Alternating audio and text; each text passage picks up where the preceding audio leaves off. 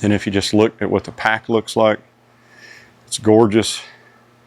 And this is what you do when you have highly figured cherry. You get this vertical grain though. So instead of being real white, see where it's separated right there? Yeah. Those black streaks from there to there to there to there. Basically what it does is it condenses all the streaks in a real close pattern. So you do get a lot higher contrast. Yeah, exactly.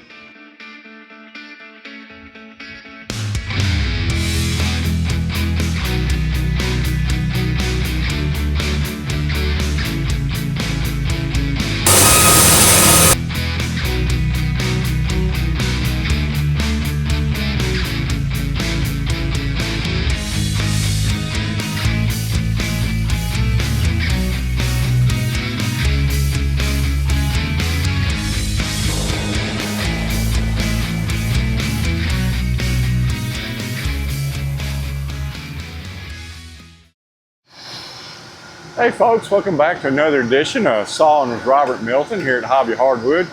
I apologize for all the background noise, but this is a real working sawmill that we own, and it gets loud sometimes. So you guys have seen me do a ton of quarter sawing videos, but you've never seen me do this. One of the issues we're going to have with this cherry log is I know this one's going to have more stress than normal, because look at how off-center the juvenile core, the axis of the log is. It's right here. I mean, normally you'd like for it to be kind of in the middle somewhere. Anytime you see a log like that, you know you're in for a fight. That means that's going to be there's a huge amount of stress in this log. And yes, I could probably do a pretty good job with flat sawing techniques, but I'm going to show you a shortcut method that will actually produce better quality lumber than flat sawing. It's quarter sawing, and if I'm lucky, it will produce a chatoyance or a glimmer to the wood and actually bring out the medullary rays in the cherry. Now in oak and other boards, you'll see those ribbons. They're pretty cool, but I mean, they're okay.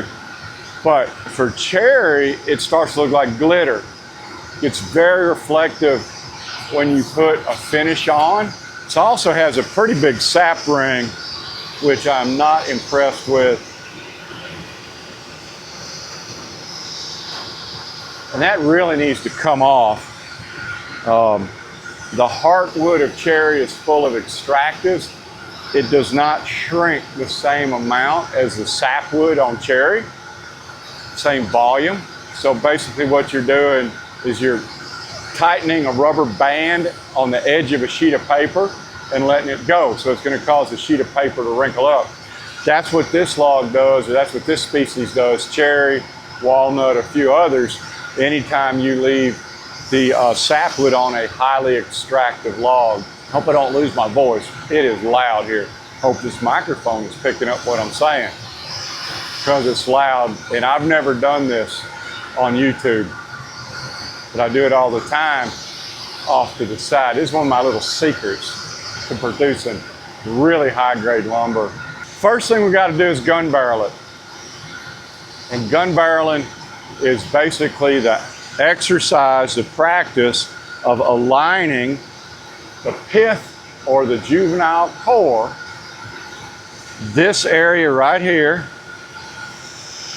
this little bullseye, to the same height of the deck on both ends of the log. And you do that because the medullary rays, or the little things, the ribbons that bring the chatoyance out, those are ribbons, and you will gain or lose effect depending on if you slice them obliquely or more parallel. So you want to be as parallel as you can be to the medullary rays. So the first step to quarter sawing is we got to properly gun barrel the log, which means I go to each end of the log, I put a little stick down as a reference, I measure from the stick to there, it's right at 20 1/8 inches. I go to the other side.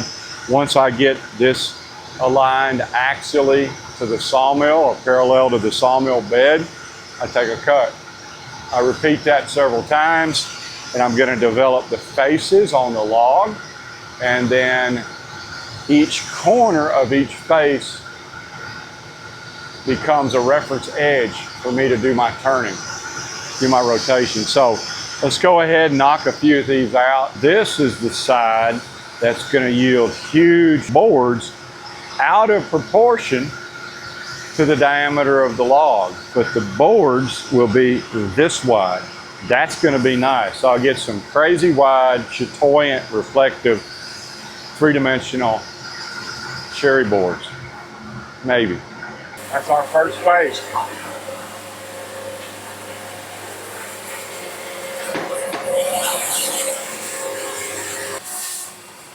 I'm going to rotate 90-ish. That just looks low, so I know I'm going to go ahead, bring the toe board up a little bit. And let's measure this guy. We're going to kill the wasp before he stings me, because he will. Yep, we got him right in the face. He is not happy, but we are. You gotta love a log that's covered in poison ivy. Glad I'm not allergic to it. I am. There's another wasp. About to get tired of these things. Time to really hose them down, I guess.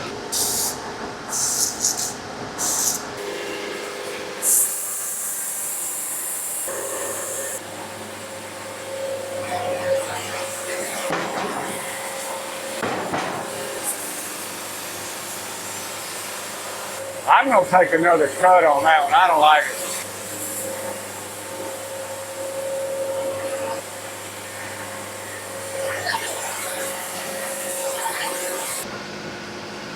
Does your sawmill cut that flat and straight? If you watch my videos, it should.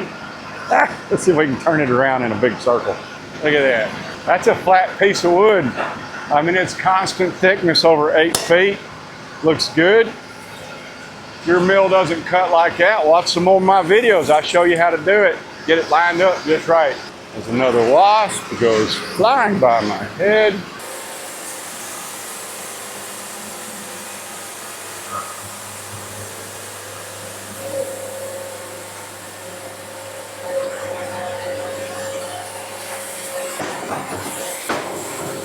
All right, folks, now here's what's going to get fun. For all you guys that know about the jelly roll technique, it is a fundamental tenet that you're sawing half logs after gun barreling. Normally, the juvenile core is centered and you can saw both half logs centered. But this one is so off center, we're going to use two different techniques on the same log to maximize figure and minimize stress and maximize yield. Like I say, it's like golf clubs. There's no law that says you have to use the same technique on the entire log. The reality is you want to use all your knowledge to try to use as many different techniques as possible on the same log if you want to. You take a couple of center boards on either side of the pith. I may take two.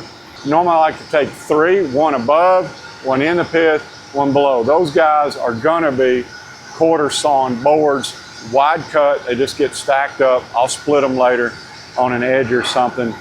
So then all I've got is this little bit, which is really just a few inches wide.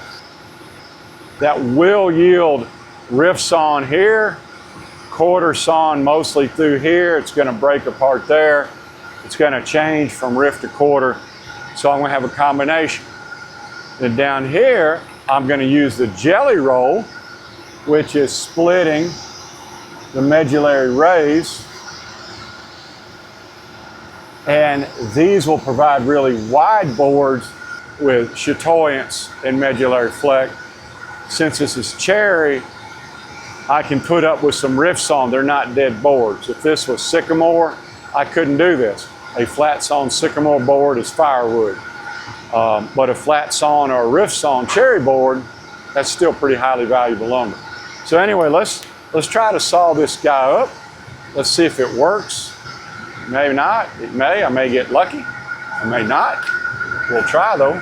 Really easy with the tooth length. Just kind of give it a little nudge.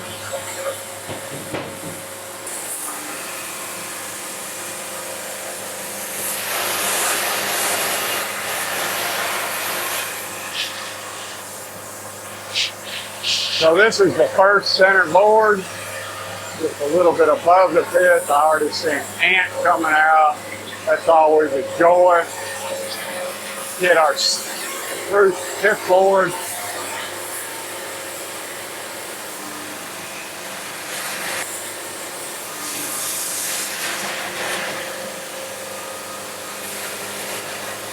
Well, all three of these are perfectly quarter sawn. I'm not sure the camera's picking up the reflectivity of the chatoyance, but certainly it should be picking up the figure. These are curly cherry logs that you can see how much the quarter sawing really adds to the figure. It basically turns it into a spike or an acute look. It makes the grain go vertical.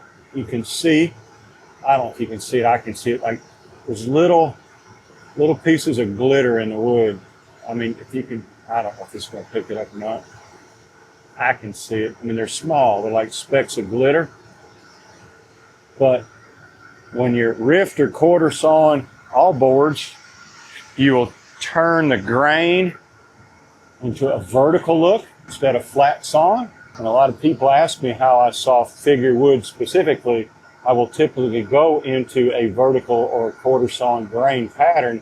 It really brings out the curl and the ripple. And it's raining now, so let me see what's going to get wet. I'm out.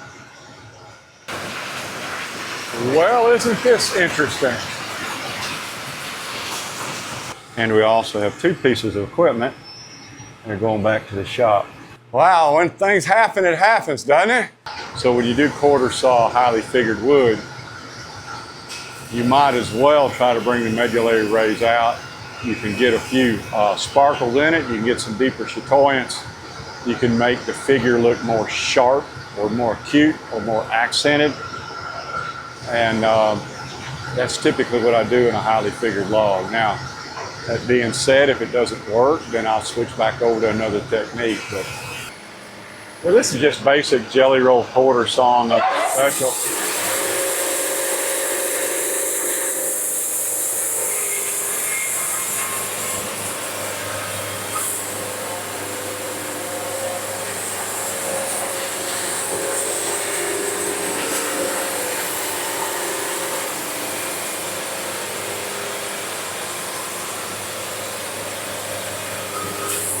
Now, I normally don't do this with cherry or even maple or walnut.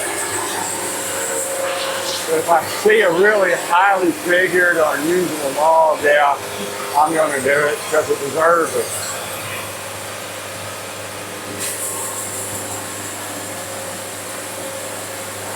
Let's pull these guys back.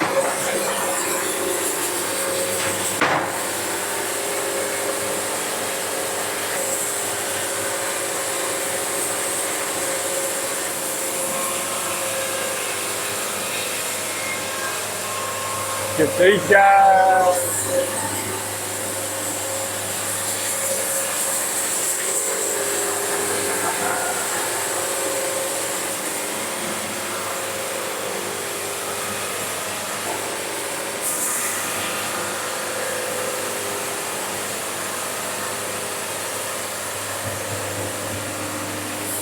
These should be pretty nice. Pull these back, one more cut.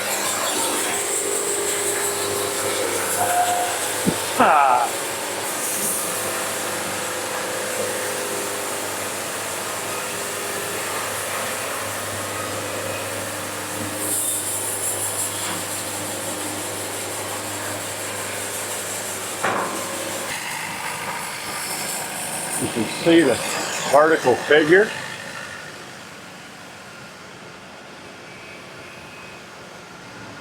There goes two of my big pieces of equipment moving, leaving. Trouble is, if you own equipment, you got to get equipment worked on. So there she goes. So here's a good example of what I'm talking about. You can clearly see the vertical grain. Remember what I was talking about, spike knots? So instead of just your standard big old honking knot, if you have one in a board, when you go vertical grain or quarter sawn, the knots will look like spikes. It kind of adds to how sharp they are. It also kind of shrinks them for the most part, but you get this very distinctive look. And then when you do get to the figured area, look at how pronounced it gets. You can see this one's at an angle. Instead of being a flat circle, like if it was flat sawn, it brings some acuity to it, some a little bit more dramatic. This knot looks like that instead of just being a big old round ugly hole. That's what I'm trying to go for. Is it enough to make a difference between you looking at a board and going, that's pretty cool, versus, whoa, yeah, it is.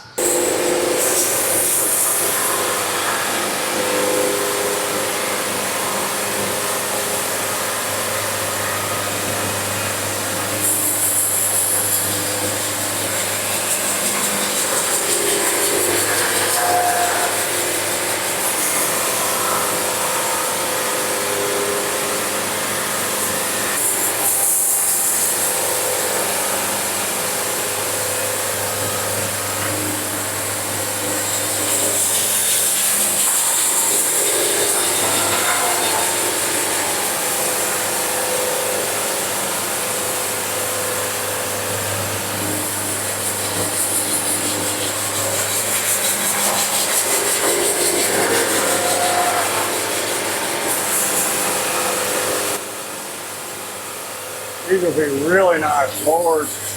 I don't need to take these off when I'm sawing them. I know these are going to be nice.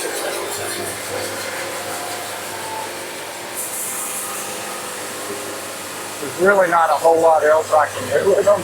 It's pretty much permitted at this point. One more.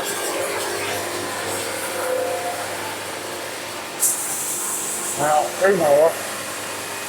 I want to get down to that point. I don't want to have to deal with that. Need to get one more right here.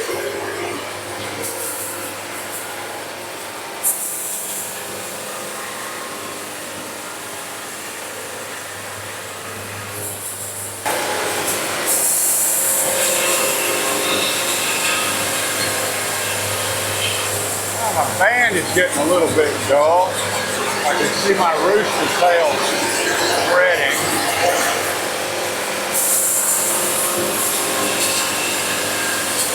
Great cut though.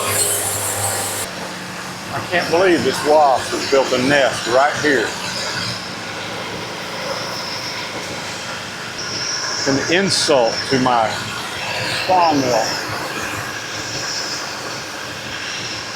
This is probably the worst year for wasps I've ever seen.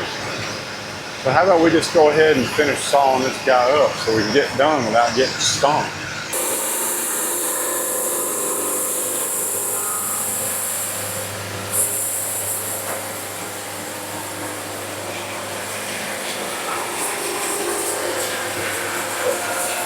You can see me pretty much hitting the marks I put down on the log before we sawed it at all.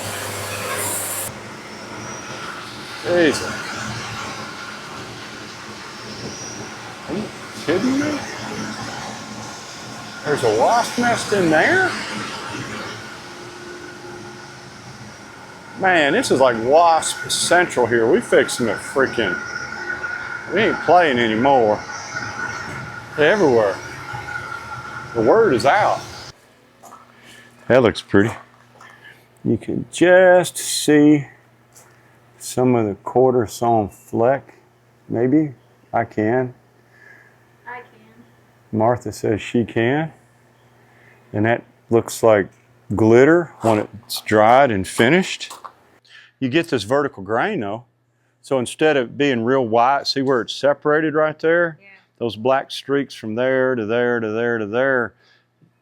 Basically what it does is it condenses all the streaks in a real close pattern. So you do get a lot higher contrast than if you just look at what the pack looks like. It's gorgeous.